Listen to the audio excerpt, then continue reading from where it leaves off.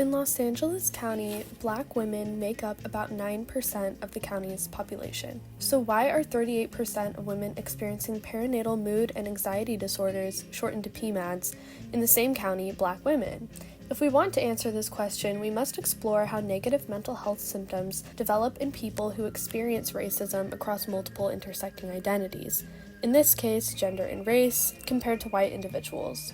Beyond that, how can existing disparities between the mental health of BIPOC and white people be addressed by authority figures in Los Angeles County? Steps that can be taken to combat this issue start with political figures and local institutions. They hold the power and resources to make mental health care and psychological scholarship through an anti-racist lens a priority in Los Angeles County. In this video, I'm calling upon Los Angeles Mayor Karen Bass, as well as the LA County Department of Public Health and the Psychology Department at UCLA to prioritize efforts within the sphere of psychological study and care to act against prevailing instances of racism and their effects on BIPOC living in Los Angeles County. Nicole T. Buchanan and colleagues' article titled Upending Racism in Psychological Science, Strategies to Change How Science is Conducted, Reported, Reviewed, and Disseminated provides information alerting us, Mayor Bass, and the Department of Psychology at UCLA to practices that uphold white supremacy and offers several recommendations for specific actions that can be taken against this. Buchanan and colleagues' review on racism within psychological science essentially says that racism exists within every aspect of scientific publication of psychological research. This spans from collecting samples to the peer review process to how research is disseminated, meaning how information is distributed to the general public. Evidence like this should spur those with the power to influence how research is conducted and distributed into action. Mayor Bass, for example, should be considering the importance of ethically conducted research for and by BIPOC when allocating funds for psychological research.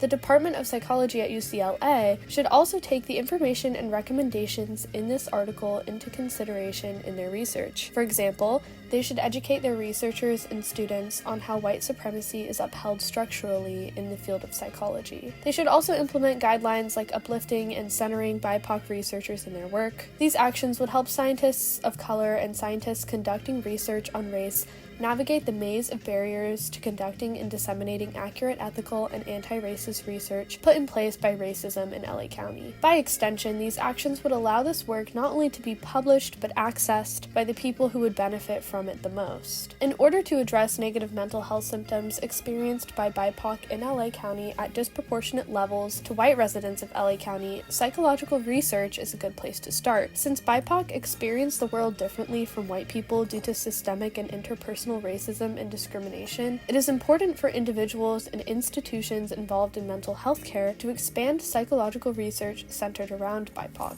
Cooper and colleagues' paper discussing existing research and providing guidelines for future research on the development of anti-racism provides a framework which can be easily implemented by researchers with the help of Mayor Bass in LA County. In the article titled Advancing Research on Anti-Racism Within Developmental Science, Reflections on the Special Section and Recommendations for Future Research, the authors lay out 5 major avenues through which scientists in UCLA's psychology department can conduct research on the development of anti-racism within youth. These are, quote, theory, interdisciplinary and multidisciplinary research, measurement, contexts, and intervention. The article also points out the lack of widespread empirical research on the development of anti-racism in youth. As discussed in the article, scholarship specifically on anti-racism amongst youth is critical in the pursuit of actual solutions to interpersonal racism. Deeper knowledge of this topic would help educators and parents who are committed to anti-racism understand the environments that foster the ability to actively acknowledge and oppose racism in young people. The authors call researchers to action in this specific field, a call which I believe should not go unanswered by professionals in LA County specifically.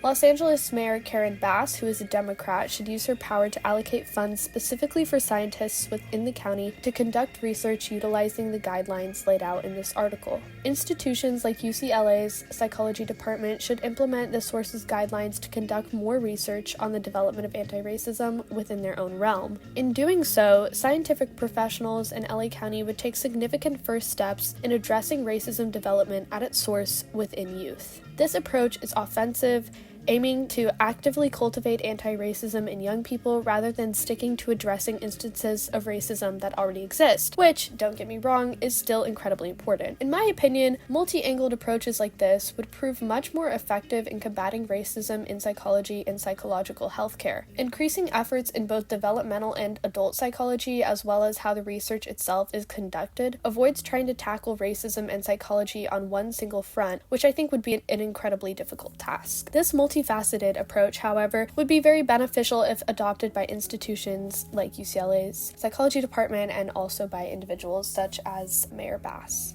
Another great resource for UCLA's psychology department and Mayor Bass to use when working to improve the quality and volume of psychological research on race and racism is Andrea L. Miller and colleagues' paper, which discusses 5 major guidelines based in diversity science for conducting foundational psychological research on race and racism. Similarly to Cooper and colleagues' work on the development of anti-racism within youth, Miller and colleagues' guidelines on conducting scientific research on race and racism can and should be implemented by institutions like the psychology department at UCLA. The article breaks down how measures such as researchers' education on the history of racial oppression and holding space for multiple perspectives from a diverse team of scientists would improve the quality of psychological research on race. As we can see, resources that can be used to combat racism in psychological and developmental fields are already out there. It is up to those with the power to do so to use these resources for good. For example, I would encourage Mayor Bass to give funding to different research initiatives and use her political power to center research on race and racism using the guidelines discussed in these sources. Just last year, in 2024, a team of scientists did a study on how racism-related stress contributes to postpartum negative mental health symptoms in Black women in Los Angeles County, a foundational study that should serve as motivation for Mayor Bass's financial and political support for similar research. Although the results of this study were not clinically significant enough to say that racism-related stress explicitly causes increased negative mental health symptoms in Black mothers in LA County, the results showed a strong correlation between the two. This correlation should serve as a starting point for researchers to explore further, and not just with the role racism plays in the mental health of Black mothers. Similar studies on other identities that intersect with race, such as sexuality, socioeconomic status, and religion, should be conducted in LA County to help psychological, healthcare, and education professionals create avenues to combat racism's effects on mental health. My own suggestion is to start by educating professionals who interact with diverse groups, such as healthcare workers and teachers, on racism and how to implement anti-racism into their practice. The authors of the article mentioned recommend further research on the link between racism-related stress and increased PMAD symptoms in Black mothers. The study provides the foundation for expanding research and its application, an undertaking which should be supported by Mayor Karen Bass through funding and visibility. Research like this is incredibly important in helping psychological and healthcare professionals understand the complex ways in which racism and discrimination interact with other major life events, such as childbirth, and intersecting identities, in this case being a woman. In discussions of racism in the United States, I believe that the psychological impacts of racism should be emphasized more, especially given the dark history of racist practices in psychological science, which could be a whole nother video on its own. Shifting our focus to the individuals and institutions that can help us address racism in psychology and developmental science, Los Angeles Mayor Karen Bass has a history as a Democrat of implementing progressive policy and should give more attention to mental health issues in Los Angeles, especially those that intersect with racism. Now that we know a little more about how racism prevails in the psychological research field, as well as having negative effects on the mental health of those who are subjected to racism-related stress, how can individuals and institutions I've mentioned help tackle these issues? First, more research on how racism affects mental health and what strategies can be used by psychological and healthcare professionals to address this is key. This is where we call upon public officials to use their political power. Los Angeles Mayor Karen Bass has used her power to address issues such as homelessness and climate change during her time as mayor, so addressing mental health crises amongst her constituents and being proactive to acknowledge how racism contributes to this is not out of the question for her. Mayor Bass has the power to incorporate efforts to mitigate racism-related mental illness into the city's budget by allocating funds for further research and education on the matter. Additionally, as a Black woman, mother, and former healthcare worker herself, Mayor Bass has personal interest in this issue. Before starting her political career, Mayor Bass worked as a nurse and a physician assistant. She even founded the Community Coalition, which provided a space for predominantly people of color from South LA to organize against issues such as poverty and substance abuse in their communities. Clearly, Mayor Bass has already engaged in community projects and worked to improve the quality of life and public health of underserved communities in LA. So, continuing this work in the direction of mental health and psychological research is not an unfounded ask of her. With Mayor Bass's involvement with community projects, her identity as a Black woman, and her history in healthcare, which is an area particularly prone to upholding racist structures that debilitate mental health, there are plenty of personal motivations for her to push for more scholarship on racism and anti-racism in psychology. An institution with interest in the issue of racism and mental health is the Los Angeles County Department of Public Health, which has the means to be a powerful ally in the quest to address this issue as it provides health services to those living in LA. The Los Angeles County Department of Public Health includes 14 public health centers throughout the county and aims to improve the health and quality of life of LA County residents. One of their goals is to, quote, reduce health disparities, end quote, which pertains directly to the topic of this video. The LA County Department of Public Health should be turning their attention not only to the physical health disparities, but the mental health disparities across racial and ethnic lines within the county. I propose that the LA County Department of Public Health take initiative and utilize existing research on the effects of racism within psychology and mental health outcomes to educate their staff on the role racism plays in mental health issues for many LA residents.